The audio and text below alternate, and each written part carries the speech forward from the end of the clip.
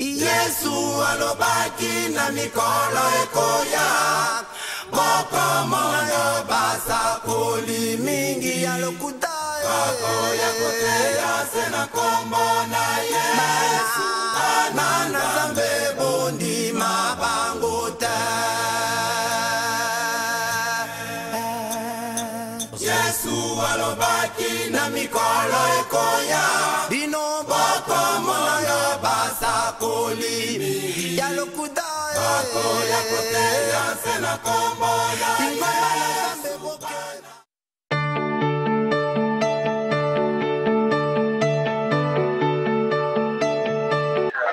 Mesdames et messieurs, bonjour. Nous sommes de nouveau dans cette émission Washington Inside où nous recevons un autre invité de marque sur ce plateau. Il s'agit donc de Monsieur Bahati Lukwebo. Bonjour Monsieur Bahati. Bonjour. Monsieur Bahati est ministre congolais de l'économie. Il a été il n'y a pas longtemps dans l'avant-dernier gouvernement ministre du travail et de la prévoyance sociale. Il est également président de l'AFDC qui est un grand parti de la majorité qui compte beaucoup de députés. Monsieur Bahati, c'est un plaisir pour nous de vous recevoir aujourd'hui dans notre émission. Est-ce qu'on peut savoir votre raison de visite ici à Washington où vous vous trouvez? Ma présence à Washington se justifie par l'invitation que j'ai reçue de venir participer au déjeuner national de prière avec le président américain Barack Obama et d'autres chrétiens du monde.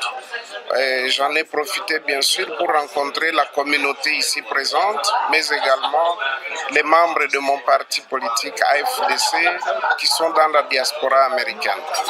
En tout cas, pour nous, c'est un honneur de vous avoir sur ce plateau.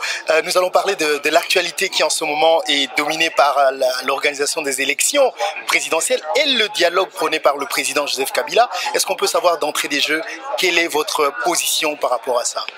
Nous, en tant que parti de la majorité, l'Alliance des forces démocratiques du Congo, comme vous l'avez si bien dit, c'est la deuxième force politique du pays pour le moment, de par le nombre de députés, mais également de par notre implantation sur le territoire national et à l'extérieur du pays. Et notre position, elle est claire. Nous sommes un pays, disons un parti légaliste. Nous sommes pour le respect des textes qui régissent le pays, notamment la Constitution, les lois de la République. Et d'ailleurs, le président de la République lui-même ne cesse de le dire qu'il va respecter la Constitution. Et c'est ce qui fait que nous le soutenons dans cette voie du respect de la Constitution, mais également de la paix et de la reconstruction du pays. Et ainsi, lorsqu'il a lancé l'idée d'organiser un dialogue entre les Congolais pour vider quelques différends, quelques malentendus, surtout liés au processus électoral, vous savez qu'il y a des nouveaux majeurs, des gens qui ont atteint l'âge de 18 ans depuis le dernier enrôlement et qui sont pratiquement hors circuit si on devait organiser les élections aujourd'hui, et il faut en tenir compte. Vous savez également qu'il y a un débat sur lesquelles des élections il faut organiser du fait qu'on a pris beaucoup de retard. Et nous, au niveau de l'AFDC, notre position est claire.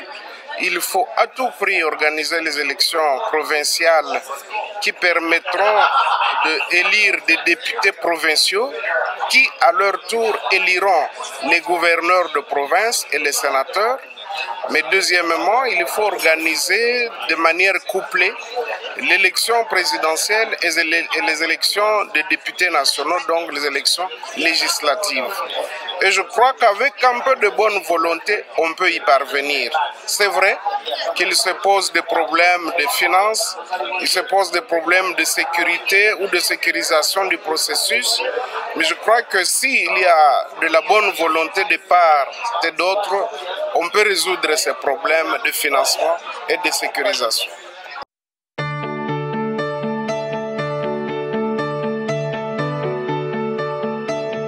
Dans cette émission, vous allez peut-être prendre les deux casquettes, celle du ministre de l'économie et l'autre du président de l'un des plus grands partis de la majorité présidentielle. Mais en tant que ministre, vous êtes ministre de l'économie, Aujourd'hui, nous avons suivi le Premier ministre qui a dit que l'économie congolaise a été affectée. Il va avoir des problèmes pour organiser les élections. Est-ce que vous pouvez nous les confirmer et comment ces problèmes se posent en tant que ministre de l'économie? Bon, d'abord, en tant que ministre de l'économie, je dois dire que les prévisions budgétaires vont sûrement connaître des changements du fait de la baisse drastique et constante des cours de matières premières, desquelles nous tirons les devises, notamment l'exportation du cuivre. Vous savez que le cuivre est parti de 8 000 $ la tonne métrique et aujourd'hui on est à 4 500 $. Quand vous prenez l'or, l'or également est parti de 1300 et aujourd'hui on est autour de 1100. Et quand vous prenez le cobalt est parti de 32 000 $ la tonne et nous sommes aujourd'hui à peu près à 22 000 $. Quand vous prenez le pétrole dont nous sommes producteurs, bien que ce soit à faible échelle, eh bien le pétrole est parti de 116 $ le baril et aujourd'hui il est à 28-29 $ américains. Donc vous comprenez tout de suite que toute planification, toute prévision basée sur des recettes provenant de ces différents minéraux, de ces différents produits, eh bien ces recettes-là deviennent hypothétiques et même irréalisables.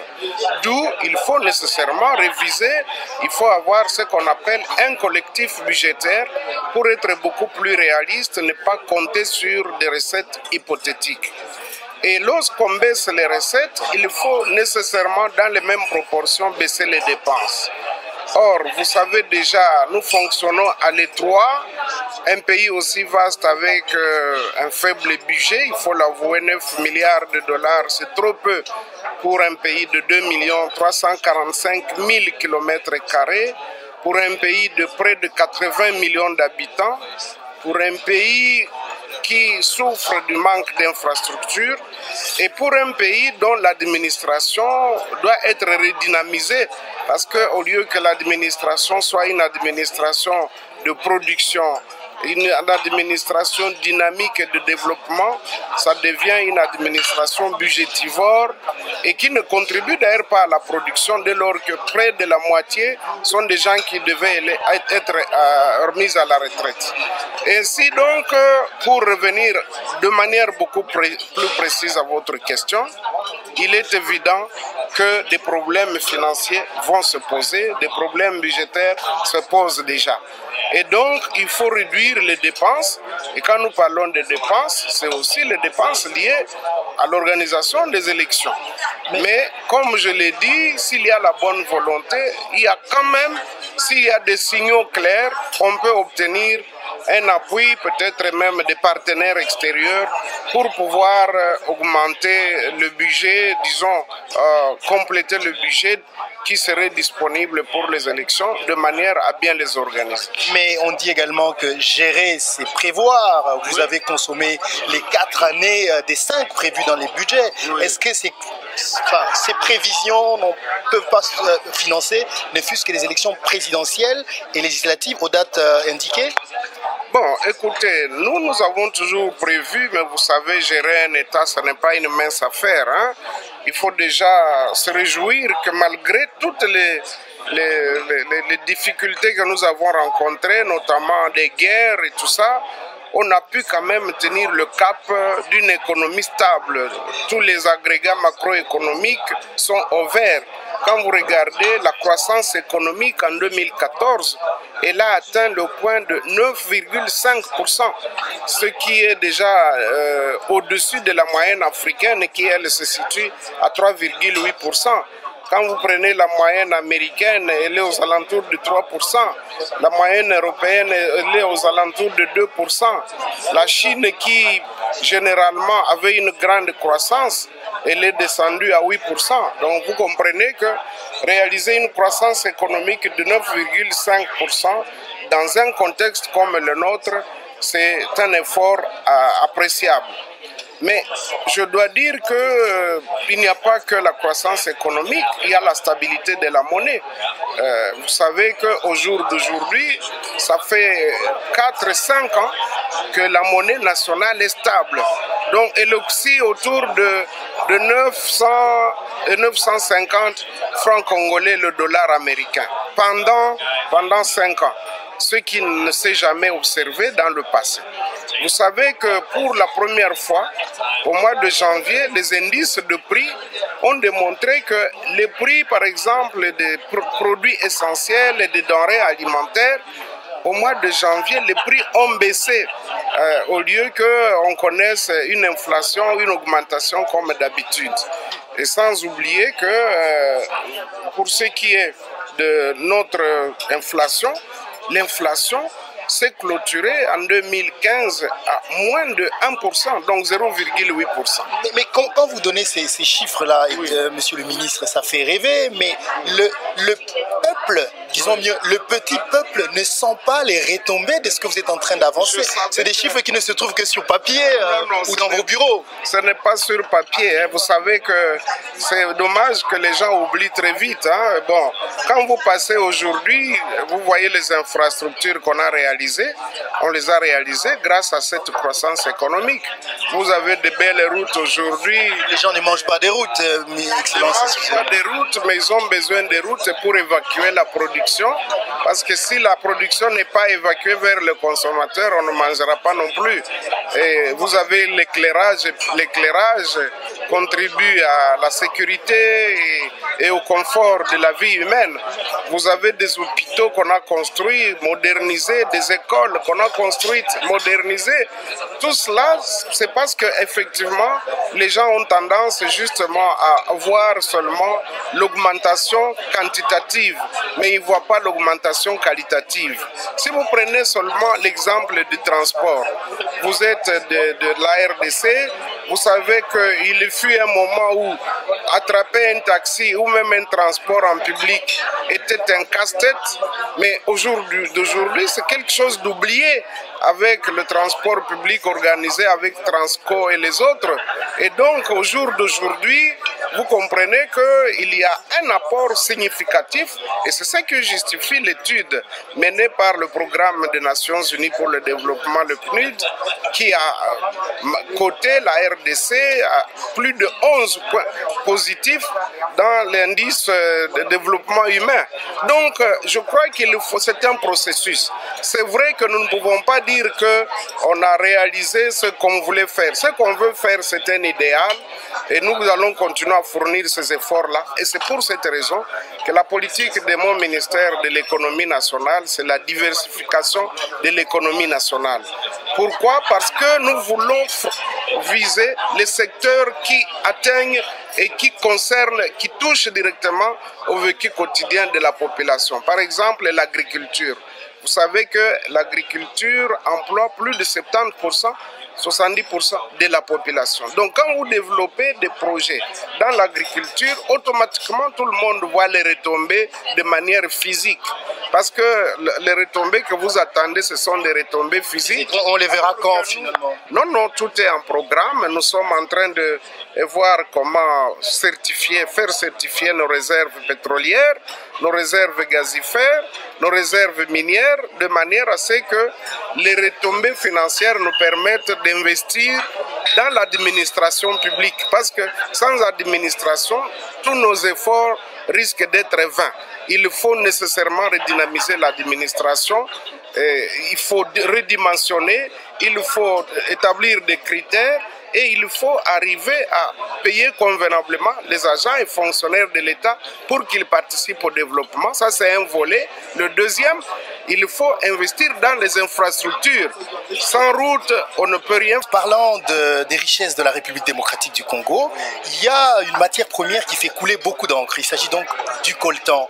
Et le coltan est une matière qui est utilisée notamment pour la fabrication des téléphones portables et qui est utilisée dans le monde entier et qui est pas bien géré au Congo. Et je veux savoir d'abord pourquoi vous n'avez pas cité le coltan et pourquoi vous n'utilisez pas le coltan pour faire marcher l'économie du pays. Bon, d'abord, avant de revenir sur cette question des minerais, je voudrais insister sur les infrastructures en disant que sans infrastructure, on ne peut rien faire, on ne peut pas atteindre le développement. Or, nous avons des boulevards entiers. Quand vous prenez rien que les cours d'eau, le fleuve Congo, c'est un grand boulevard. Et au jour d'aujourd'hui, avec la technologie, on ne peut même plus parler de cataractes parce qu'il y a un système maintenant où les bateaux, lorsqu'ils arrivent, ils sont pris par une sorte de porte-charge, d'une sorte d'ascenseur qui les ramène au niveau où ils peuvent continuer leur route sans problème. Et donc, nous avons besoin d'infrastructures routières, ferroviaires, aéroportuaires, et les ports, parce que comme vous le savez, nous avons un grand handicap, nous n'avons pas l'accès direct à l'océan Atlantique qui nous ouvre au monde. Nous avons, c'est vrai, le port de Boma, le port de Matadi, mais c'est dans une écluse du fleuve. Et donc, il faut nécessairement, à tout moment, procéder au transbordement des grands bateaux. Or, si on avait l'accès au port en eau profonde de Banana, et on pouvait recevoir les bateaux de tous les tonnages. Ceci contribue justement à baisser les coûts en ce qui concerne les importations et les exportations. Mais pour revenir à votre question, en fait, j'ai juste donné quelques exemples de minéraux et autres qui participent de manière significative à la création de richesses et au budget de l'État. Mais comme vous le savez, vous avez appris en chimie ce qu'on appelle le tableau de Mendeleïev. Ce tableau-là s'applique exactement en RDC, donc tous les minéraux que vous pouvez imaginer sur ce tableau-là se trouvent en RDC, que ce soit l'uranium, que ce soit le nobium, que ce soit le wolfram, que ce soit la cassitérite, que ce soit le coltan. Et d'ailleurs, s'agissant du coltan et de la cassitérite et d'autres pierres précieuses qui sont exploitées artisanalement malheureusement à l'est du pays, dans les 28 dernières mesures du gouvernement, nous avions dit qu'il fallait maintenant prendre en charge cette question-là de la production pour qu'on puisse accroître de manière industrielle la production du coltan, de la cassitérite et même renforcer l'or. Parce que jusque-là, l'or n'est produit que par 2 ou 3 sociétés, Kibali Gold Mining, de Rand Gold, la société Banro. Mais nous voudrions qu'il y ait beaucoup plus d'autres entreprises. Évidemment, nous devons résoudre l'épineuse question de l'énergie parce que sans énergie, on ne sait pas transformer tous ces minéraux. Voilà pourquoi nous disons que nous n'avons rien négligé, nous ne négligeons rien, mais notre politique c'est la diversification et nous ne voulons pas seulement mettre l'accent sur le cuivre, sur le cobalt, nous voulons en tout cas étendre sur l'ensemble des minéraux disponibles dans notre sol et dans notre sous-sol. Si je vous ai bien compris, monsieur le ministre, cela veut dire que le gouvernement n'a pas même mis sur l'exploitation du coltan au Congo. Ben, disons que nous avions laissé ça à l'exploitation artisanale. Bon, vous savez que ce sont aussi des coins qui ont connu des guerres et qui sont même à la base des guerres. Parce que la plupart de tous ces groupes armés, lorsque vous regardez, leur première motivation, c'est de s'établir là où il y a des gisements, là où il y a des minéraux. En fait, ils créent une insécurité pour qu'ils soient les seuls maîtres à continuer à exploiter ces minéraux. Maintenant que la paix est revenue sur l'ensemble du territoire national, je crois qu'il est grand temps que nous puissions nous occuper de tous ces minéraux. Mais comme je vous l'ai dit, le grand handicap risque d'être l'énergie électrique, tout comme les infrastructures. Vous savez que même dans la production du cuivre, pour la première fois, on a atteint 1,050 000 tonnes de cuivre pour 2014. Or, si nous avions de l'énergie suffisante, eh bien, nous pourrions dépasser les 2 millions de tonnes de cuivre. Pour ceux qui ne le savent pas, même du temps de gloire de la Gécamine, on n'avait jamais dépassé les 450 000 tonnes de cuivre. Donc c'est pour vous dire que des efforts sont fournis, mais nous avons beaucoup de goulot d'étranglement, les infrastructures, l'administration publique, l'énergie, et nous sommes en train d'y travailler. D'accord. Alors, il y a tellement de choses à dire sur l'économie du pays. Le Congo est tellement riche, vous avez tellement de secteurs économiques à gérer. On aura peut-être l'occasion d'en parler dans nos prochaines émissions. intervention, monsieur le ministre. Mais j'aimerais peut-être maintenant revenir à votre casquette d'homme politique, président de l'un des grands partis politiques de la majorité, l'AFDC. Alors, vous êtes parmi les fondateurs, les créateurs de la société civile congolaise. Et aujourd'hui, vous vous retrouvez devant responsable d'un grand parti politique de la majorité présidentielle. Comment expliquez-vous ce passage de la société civile à ce niveau-là? Comme vous le savez, dans la vie d'un homme, toute chose a son temps. Il fut un moment où, c'est vrai, nous avons été des grands acteurs de la société civile congolaise, c'est-à-dire l'ensemble des ONG, l'ensemble des syndicats, de toutes les forces. Nous avons contribué justement à améliorer la qualité de la vie, à défendre les droits humains et à faire de sorte qu'il y ait un état de droit dans notre pays. Nous avions estimé que nous avions quand même accompli plus ou moins cette mission-là. Parce que comme vous le savez, on est parti de la dictature à la démocratie. Le respect des droits des humains aujourd'hui, c'est quelque chose de réel. Aujourd'hui, les gens se déplacent, les gens peuvent s'exprimer librement, les gens peuvent s'associer librement. Et nous avions pensé que maintenant, au lieu de rester toujours dans la société civile où nous étions en fait des groupes de pression, nous voulons maintenant être acteurs nous-mêmes. Et pour être acteur, il faut venir aux affaires. C'est pour cette raison que la plupart des dirigeants de la société civile, nous avons décidé de créer le parti de l'Alliance des forces démocratiques du Congo, AFDC, qui, comme vous le savez, déjà en 2011, alors que ce parti n'avait qu'un an d'existence, il a pu se placer en très bonne position. C'était quoi votre politique? Notre politique, c'est qu'il faut être toujours à proximité de la population. C'est la population qui vote. Et donc, les gens qui nous ont vus à l'œuvre, qui ont vu ce qu'on a fait pendant les guerres, comment nous avons défendu le pays, comment nous avons affaibli les régimes dictatoriaux, comment nous avons amené notre pays sur l'échiquier international. Au moment où toute coopération était interrompue, c'était la société civile qui s'occupait de la population. La population n'a pas oublié cela et c'est pour cette raison qu'en reconnaissance, tous nos candidats ont reçu le suffrage et nous avons eu plusieurs députés au cours de cette élection-là. Et c'est cette politique que nous entendons poursuivre et c'est ce qui nous place bien sûr aujourd'hui en deuxième position en tant que force politique de la majorité présidentielle. Deuxième position en tant que force politique de la majorité présidentielle, il y a peu, 7 partis de la majorité ont claqué la porte de la majorité pour créer le groupe de 7. Quelle a été votre réaction? Est-ce qu'on vous traite, vous qui adressez des gens qui n'arrivent pas à dire ouvertement au président de la République qu'il ne peut plus briguer le 3e mandat, on vous traite d'être des flatteurs parce que vous voulez toujours continuer à rester autour de lui pour continuer à diriger le Congo. Que répondriez-vous par rapport à ça? Non, je crois que ceux qui connaissent la FDC, sa franchise et son courage politique ne peuvent pas nous accuser. Nous, on a toujours exprimé notre point de vue de manière claire et précise. Il n'y a même pas de confusion à faire. Tout le monde sait que la FDC s'assume. Lorsqu'il faut parler, même au sein de la majorité, nous parlons. Quand c'est bon, nous disons que c'est bon. Quand c'est mauvais, nous disons que c'est mauvais. Évidemment, cette franchise-là et ce courage-là nous attirent parfois des ennuis, des inimitiés, mais nous préférons assumer parce que nous estimons que nous ne sommes à la traîne de qui que ce soit. Nous sommes un parti responsable. Nous savons ce que nous faisons. Nous savons que nous sommes là pour servir le peuple congolais. Rien que le peuple congolais.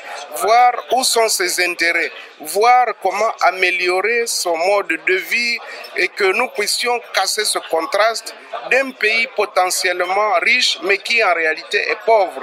On nous a tout donné.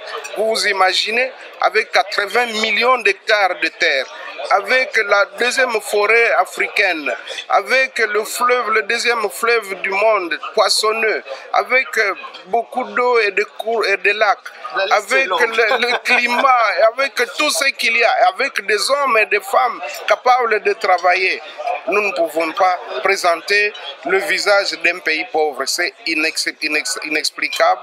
Voilà pourquoi la FDC, son travail, c'est de transformer ce pays-là pour qu'il devienne réellement une grande puissance économique et que la richesse puisse profiter à un plus grand nombre. D'accord, donc vous pensez à cet effet que le président de la République, Joseph Kabila, ne peut pas aller au-delà de son deuxième mandat?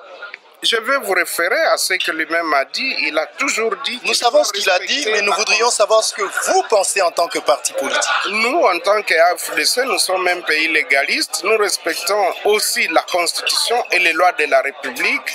Donc, tout est dit. À partir de ce moment-là, il n'y a pas d'explication, il n'y a pas d'interprétation quelconque à donner. Pour nous, c'est clair. La Constitution doit être respectée, les lois de la République doivent être respectées et donc les mandats doivent être respectés. Alors, monsieur Bahati, vous êtes également, on dit de vous que vous êtes très puissant à l'est de la RDC et vous êtes également parmi les hommes les plus riches du Congo. Pouvez-vous confirmer ces deux assertions? La richesse, ça veut dire que vous avez des revenus qui vous permettent justement de couvrir vos charges et épargner un tout petit peu. Si c'est ça la définition, oui, je peux le dire. Mais ce que je voudrais dire à nos compatriotes, c'est qu'il faut savoir travailler avec l'argent d'autrui. Tout ce que nous, on a réalisé dans la vie, on l'a toujours fait avec des crédits bancaires. Ceci est vérifiable. Nous avons constamment une ligne de crédit. Par moment, mon épouse me dit, mais vous êtes endetté continuellement, quel jour on va arrêter ce cycle d'endettement?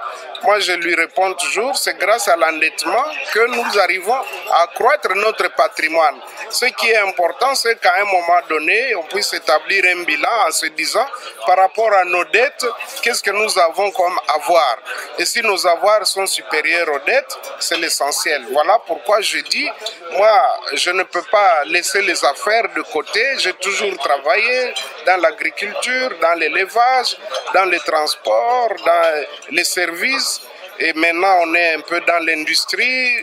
Bon, nous voulons transformer la pomme de terre, nous voulons transformer la tomate pour qu'on ne puisse plus continuer à importer des choses que nous-mêmes nous pouvons produire. Quand vous allez dans nos plantations de Kabira à Calais, vous trouvez de belles pommes fruits. Au lieu qu'on en importe de l'Afrique du Sud ou de l'Est, nous-mêmes, nous voulons passer à l'échelle industrielle. Évidemment, ce qui nous bloque, c'est toujours le problème d'énergie et d'évacuation. Mais à combien de milliards peut-on estimer votre fortune? Je ne suis pas milliardaire. Bon, peut-être qu'on a quelques millions, mais on n'est même pas parmi les richards. Hein. Est-ce que vous pensez alors que pour faire la politique au Congo, il faut avoir les moyens comme vous? Il faut absolument avoir ses propres moyens pour ne pas subir la loi de celui qui vous donne de l'argent. Il faut avoir le minimum. Parce que celui qui vous donne de l'argent, il vous impose ses vues. Si vous voyez que nous sommes indépendants d'esprit, c'est parce que justement, nous ne devons rien à personne. Et je le dis solennellement, personne ne nous a donné un sou pour créer le parti. Personne ne nous donne un sou pour supporter le parti. Nous cotisons, nous sommes parmi les partis, peut-être le seul parti mieux organisé, qui a un site web dont les cotisations passent par la voie bancaire. Et moi, à chaque instant, je suis informé par le SMS banking sur toutes les cotisations qui sont opérées sur l'ensemble du territoire et même à l'extérieur du pays. Avec le système moderne, je suis informé qui a cotisé à Chikapa, qui a cotisé à Bondo, qui a cotisé à Gemena, qui a cotisé à Bukavu, qui a cotisé à Bruxelles, ainsi de suite. C'est cette organisation qui nous permet justement d'être un parti qualitatif, mais aussi un parti des masses et des intellectuels. Est-ce que vous comptez vous présenter aux prochaines élections présidentielles, M. Bahati? Non, pour le moment, cette question n'est pas à l'ordre du jour.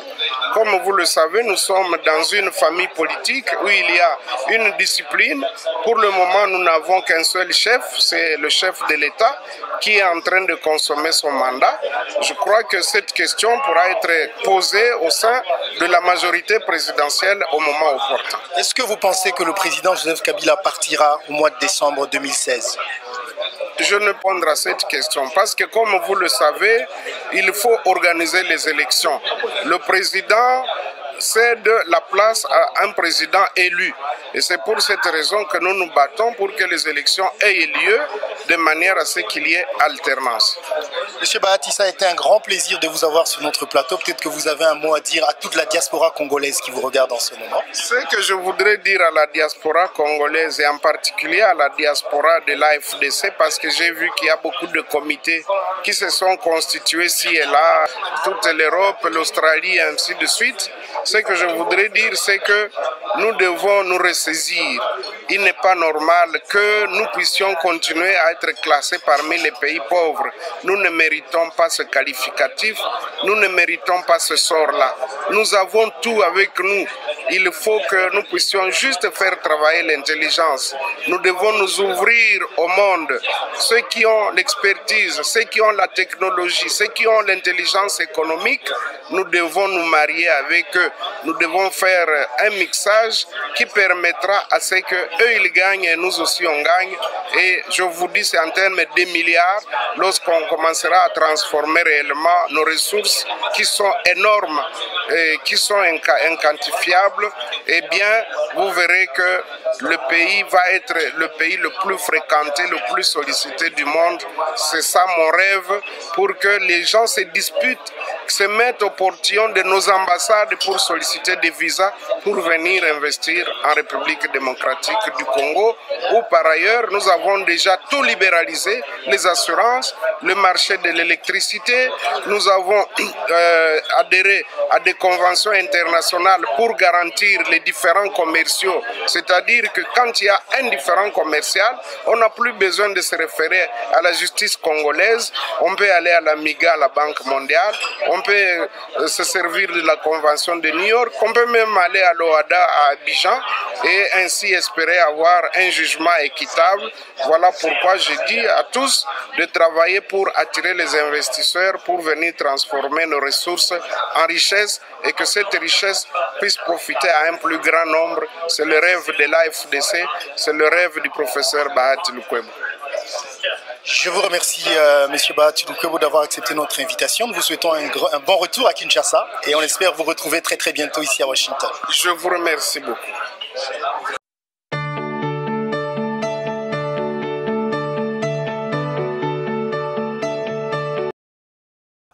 Yesu alobaki na mikolo ekoya boko monga basa koli mingi ya lokuta ya kote ya sena komona